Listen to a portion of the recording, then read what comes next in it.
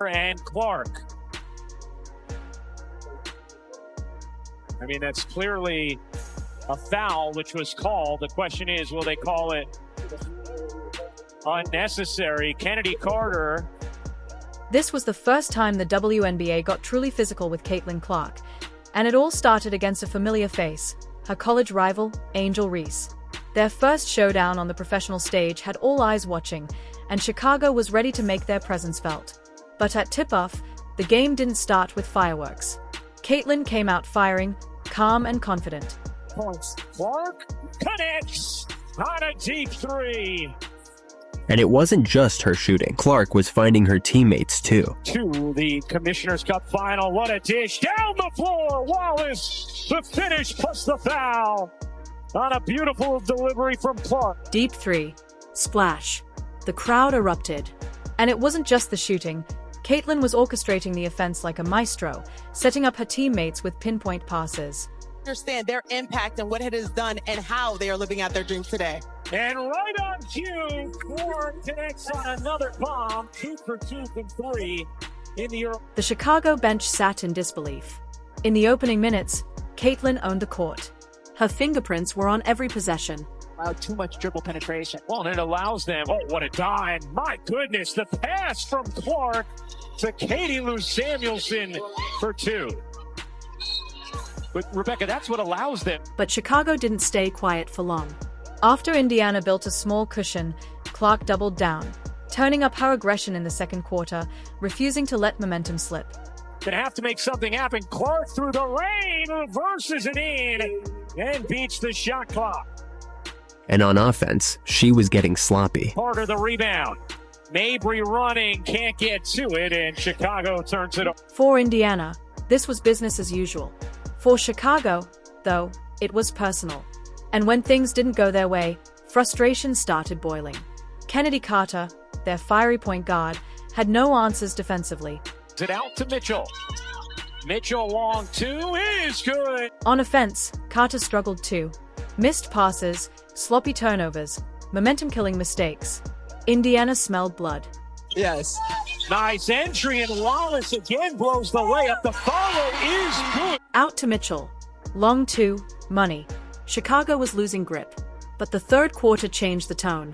The sky adjusted, swarming Caitlin with doubles, pushing the physicality beyond the norm. Here's Carter, Evans, guarding Clark, and Evans sends Clark to the deck. Foul called on Dana Evans. Still, Caitlin remained fearless. Driving the lane, testing Chicago's defense herself. Dana Evans stepped up, refusing to give her an inch. The collisions grew harder. Chicago had missed their first 8 attempts. Clark races in, is fouled by Cardoso, and Clark in some pain. Caitlin Clark goes down. And then Cardoso entered the picture, Chicago's big weapon, laying down her own statement with bruising defense. This time, it's good. Maria Boston. One hit forced Caitlin to the bench. Cardoso kept hacking away, reckless but relentless. Indiana stayed composed, leading 51-47. Just before the quarter closed, Caitlin checked back in. Kennedy Carter coughed up another pass. Clark pounced, stealing it clean. Kennedy Carter now with 12 points off the bench. And Clark. I mean, that's clearly a foul, which was called. The question is, will they call it unnecessary? Kennedy Carter. Frustrated, Carter chased her down, ripped the ball back physically, and somehow the refs swallowed the whistle. Clark was left staring in disbelief. No call. Type of understanding from the officials on how you guys are doing that at this point. Yeah, that's just not a basketball. Angel Reese celebrated on the sideline as if Chicago had won a championship. It was clear, teams were testing how far they could push Caitlin, knowing the officials might let it slide. It was 2011. Melissa Smith stops. But Caitlin didn't bite. She rose above the chaos, sticking to her game, letting her skills do the talking. Her composure stood taller than any foul. Clark, another rebound, tosses ahead, Wheeler extra feed. Oh, that was pretty. What's the foul? Indiana stuck with their system, move the ball, find smart shots, and stay disciplined. He takes the 2 and knocks it down. A lot of contact from Reese on Chicago? They abandoned finesse, leaning fully into brute force, shoving, bumping, and grabbing at every chance. Sometimes, they got away with it. through. Mabry down 2. Mabry loses the handle and a foul is called. A foul is called on Smith, and free throws here for the Sky. Number 5 on Smith as she dove to the floor. But in the end, the Fever held their nerve.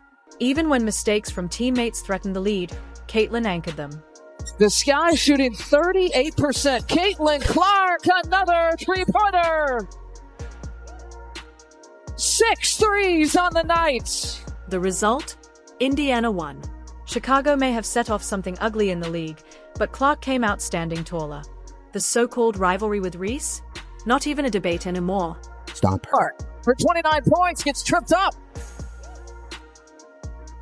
Caitlin dropped a career high, dished 12 assists, and shattered rookie records.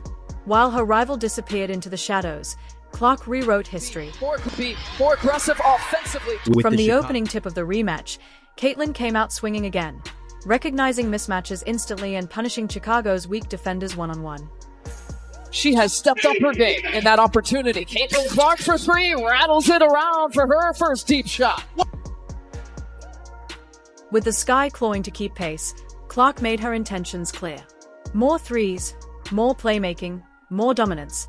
Fear was creeping into Chicago's defense. Will be really important for both of these teams. Allen once again goes back to back. But Angel Reese wasn't ready to fold. Determined, she fought to keep an early 8-12 lead alive. Allen baseline look. The last 3 buckets from Lindsay. Even with Caitlin's wizardry feeding Boston for perfect looks, Chicago stuck to their plan. Push, shove, disrupt. Shaking all night. Caitlin Clark, a dribbling exhibition, finds Boston, double team, all kinds of contact. And Reese made sure her presence counted, helping stretch the Sky's lead to double digits. Way through, what a pass and a finish. Nice catch there from Angel Reese. The Fever needed life. A spark. And who else but number 22? Caitlin answered the call, ready to pull her squad back from the gutter. WNBA player that has recorded consecutive 20-plus points. Down 24-11, she knew Indiana needed answers fast. The Fever countered by subbing in their defensive anchor, Timmy Fagbinal. What does it mean to have those comparisons? The impact was instant. Stops turned into runs. The lead shrank to just 3, 26-23. Indiana was clawing back.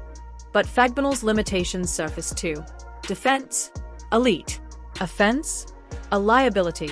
She couldn't keep up on both ends. Still, Angel Reese continued bricking punt-blank layups, giving Caitlin the daylight she needed to ignite again. Even when Reese flashed her signature moves, Indiana's defensive subs neutralized her.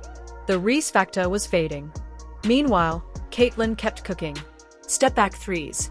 Laser passes. Her rhythm was unstoppable. The heat check was real. She saw the floor like no one else, threading assists with 2020's vision. The heat check was real. She saw the floor like no one else, threading assists with 2020's vision. And just like that, Indiana was back in it. Close game. Momentum swung. And at the center of it all was Caitlin Clark, still on fire, still dictating everything, still proving why the WNBA has never seen anything like her. This was the first time the WNBA got truly physical with Caitlin Clark, and it all started against a familiar face, her college rival, Angel Reese. Their first showdown on the professional stage had all eyes watching, and Chicago was ready to make their presence felt. But at tip-off, the game didn't start with fireworks. Caitlin came out firing, calm and confident. One hit forced Caitlin to the bench. Cardoso kept hacking away, reckless but relentless. Indiana stayed composed, leading 51-47. Just before the quarter closed, Caitlin checked back in. Kennedy Carter coughed up another pass. Clark pounced, stealing it clean. Deep 3. Splash. The crowd erupted. And it wasn't just the shooting. Caitlin was orchestrating the offense like a maestro, setting up her teammates with pinpoint passes. But Chicago didn't stay quiet for long. After Indiana built a small cushion, Clark doubled down, turning up her aggression in the second quarter, refusing to let momentum slip. But in the end, the Fever held their nerve. Even when mistakes from teammates threatened the lead, Caitlin anchored them. Down 24-11, she knew Indiana needed answers fast. The Fever countered by subbing in their defensive anchor, Timmy Fagbinal.